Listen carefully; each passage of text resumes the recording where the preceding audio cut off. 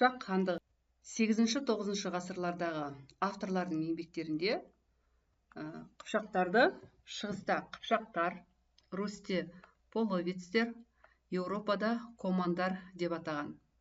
Қыпшақ этнонимі алғаш рет 8 ғасырдағы көне түркі руна ескерткіштерінде де кездеседі. 8 ғасырдан 11 ғасырдың басына дейін қыпшақтар қимақтар тарихымен тығыз байланысты болды. Қыпшақтар Қимақ мемлекетінің батыс қанатын құраған. 11 ғасырдың басында Қимақ қағанаты құлағаннан кейін олардың жері Қыпшақ хандарының қолына өтті. 11 ғасырдың ортасында қыпшақтар оғыздарды Сырдария аймағынан және Каспий даласынан ығыстырды. Осы кезде қыпшақтар Еділден өтті, бірқатар тайпаларды бағындырып, Дунайға дейін жетті.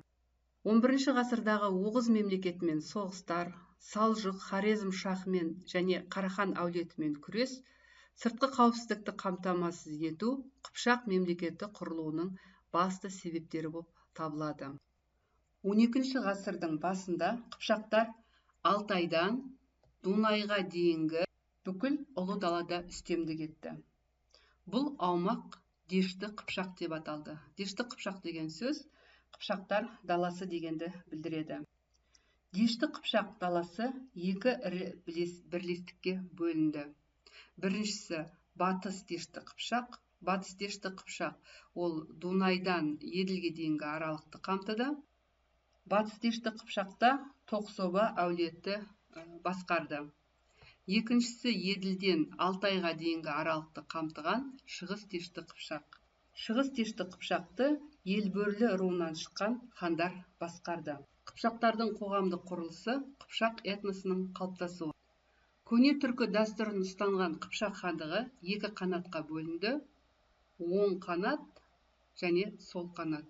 Оң қанаттың ордасы Жайық өзенінің бойында орналасқан Сарайшық қаласы, ал сол қанаттың орталығы Сырдария өзенінің бойында орналасқан Сығанақ қаласы. Сол қанат немесе шығыс қанат ең қуаттысы еді. Қыпшақ этносы мен мемлекеттілігінің қалыптасу кезеңі. Біріншісі 7-8 ғасырлар батыс түрік қағанаты құрамындағы кезең. Екіншісі 8-11 ғасырлар. Бұл кезде қыпшақтар Қимақ қағанаты құрамында еді.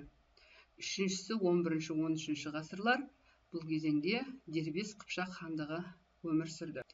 Қыпшақтар этнос ретінде орталық және шығыс Қазақстан аумағында 8 ғасырда қалыптасты.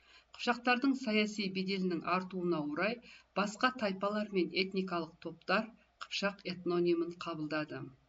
11-13 ғасырларда Еуразияның бүкіл далалық аймағы Дешті Қыпшақ деп аталды. Қыпшақ ұлысының пайда болуы орталық Азия мен оңтүстік шығыс Еуропа тұрғындарының түркіленгендігін және біртұтас жалпы түркілік мәдениеттің қалыптасқандығын білдіреді.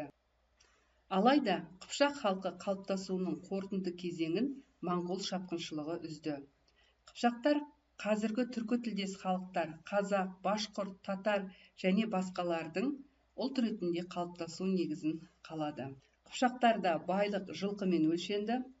Плано Карпини, олар, яғни қыпшақтар, түйе, ірі қара, қой мен ешкі, жылқыға өте бай.